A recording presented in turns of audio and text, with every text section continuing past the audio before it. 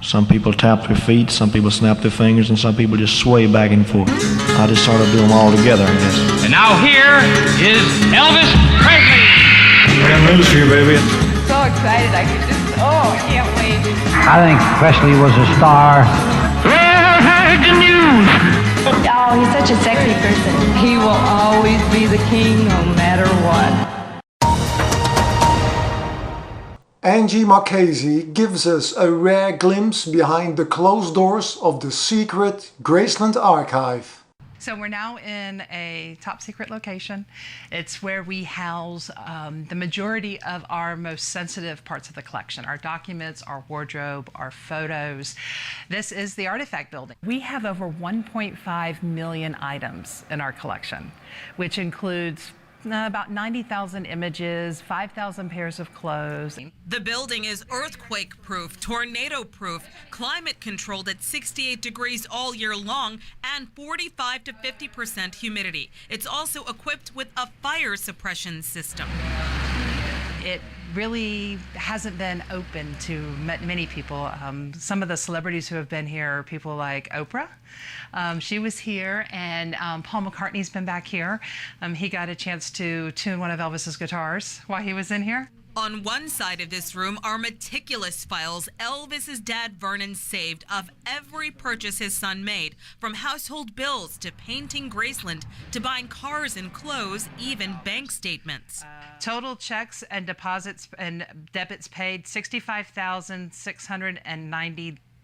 Receipts show Elvis sent flowers to his mother's grave every week. January 28, 67, arrangement of baskets for Miss Gladys Presley, Forest Hill Cemetery. On the other side of the room, files Elvis's manager, Colonel Tom Parker, saved from the entertainment side of things. Contracts for concerts, for movies, all of that is what's all in here. The documents serve as a blueprint for Marchese's team to bring Elvis's exhibits to life, each exhibit inspired by a theme. It could be an anniversary of an event in Elvis's career. They comb the archives and find pieces to turn the story into a living snapshot of the king's life.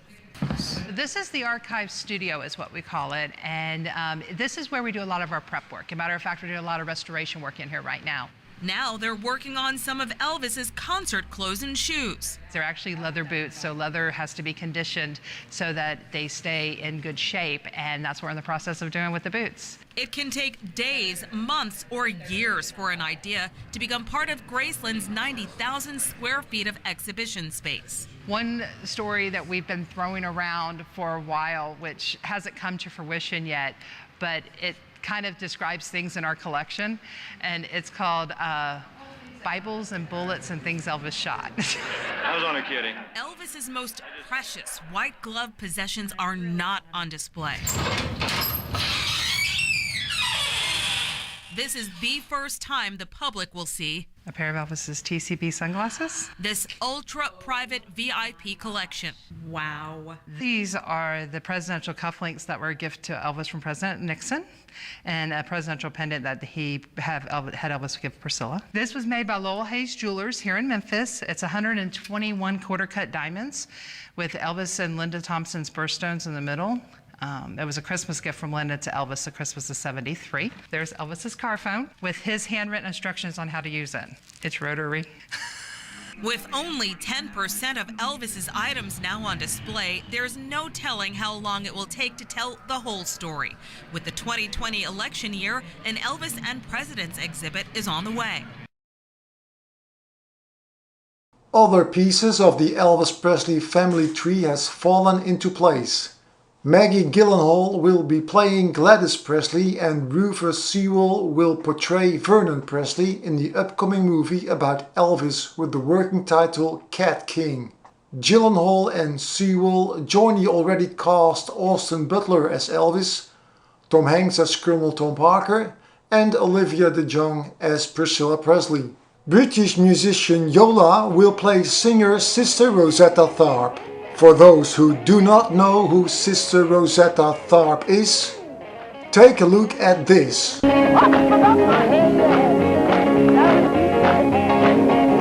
above my head, music in the air, up above my head.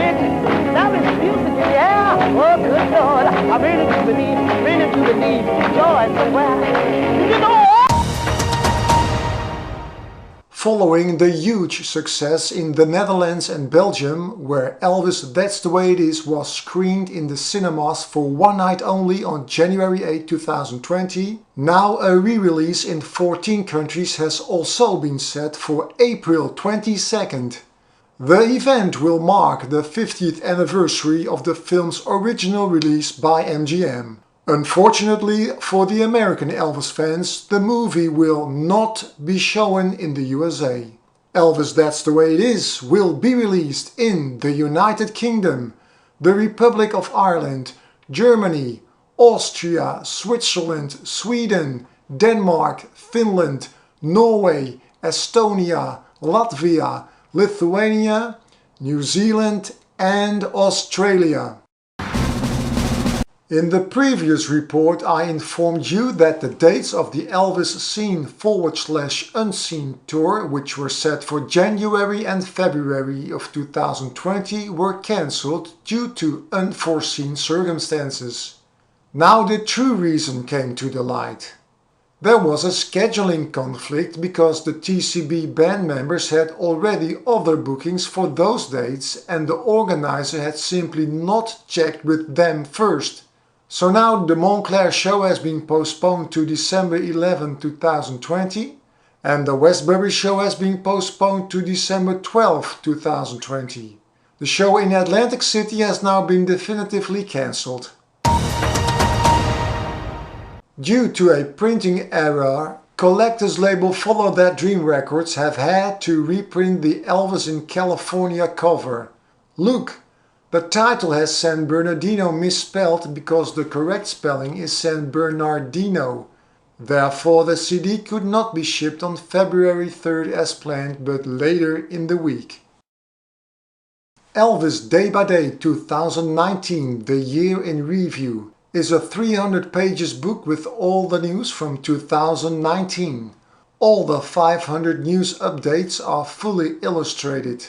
Furthermore, the book features 24 additional reviews, articles and interviews on the main releases. These are written by Nigel Patterson and Piers Beakley of the Elvis Infonet website of Australia, Shane Brown and Joanne Gansky.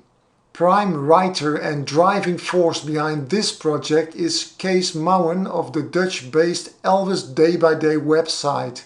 The book has a soft and a hardcover version and is available via the elvisdaybyday.com website and through Amazon.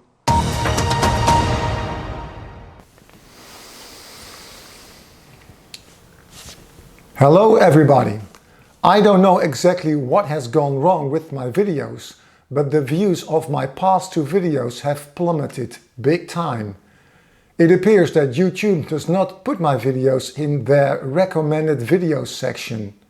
Because of this, I am losing a lot of potential views. Look at what the channel is capable of. Usually the views are above 10,000. But also take a look at those extremely high numbers. February 2018, 55,000. June 2018, 81,000. And March 2018 is still a very popular video with 163,000 views. Those are really ridiculous high numbers for an Elvis Presley news video. To deal with this matter, I'm trying to find tips and tricks to come to a solution. It's already clear to me that the Happy Elvis Presley Day t-shirt project is postponed until I get 10k in views at the least. Furthermore, I'm asking you to spread the word about my channel to fellow Elvis fans. I'm not the guy to ask people to subscribe, but for now I'm making a big exception. Please subscribe, and when I have 5,000 subscribers, I will reward you all with a very entertaining behind-the-scenes video of the Elvis Presley News Report.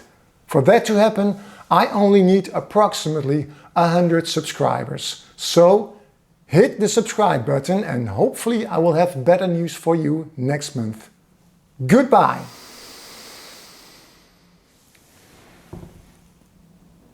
Elvis Presley's pink and white 1955 Cadillac will roll into Charlotte Motor Speedway to serve as the centerpiece attraction for Pennzoil Auto Fair. The car will be on display from April 2 till 5.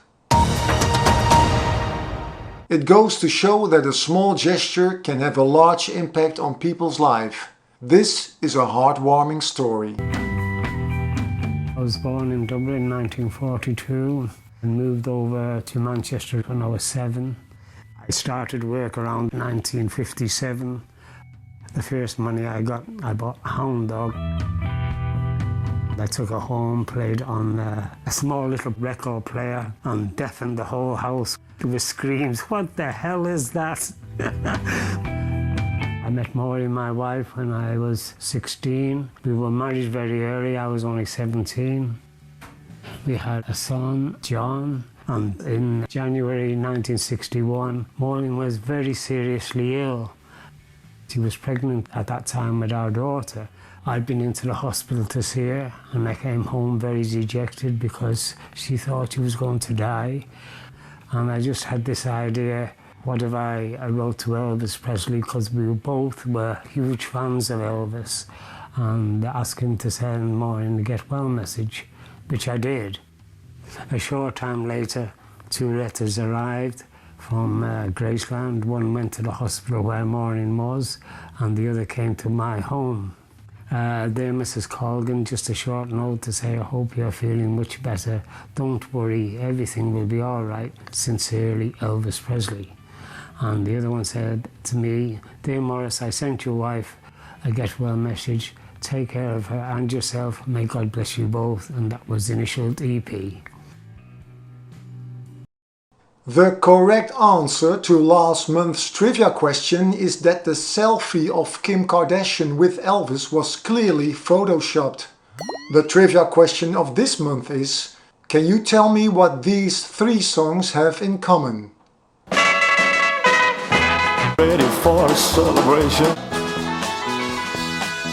Place your answer in the comments.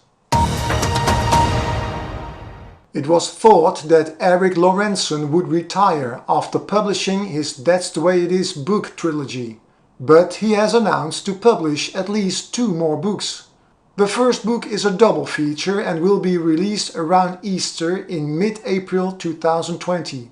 It is titled Behind the Scenes of Speedway and Stay Away Joe. The book will have 400 photos and around 300 of them are 100% unseen. In December of 2018 I informed you about the first volume of the Stories Behind the Songs book of British radio presenter Matt Shepard.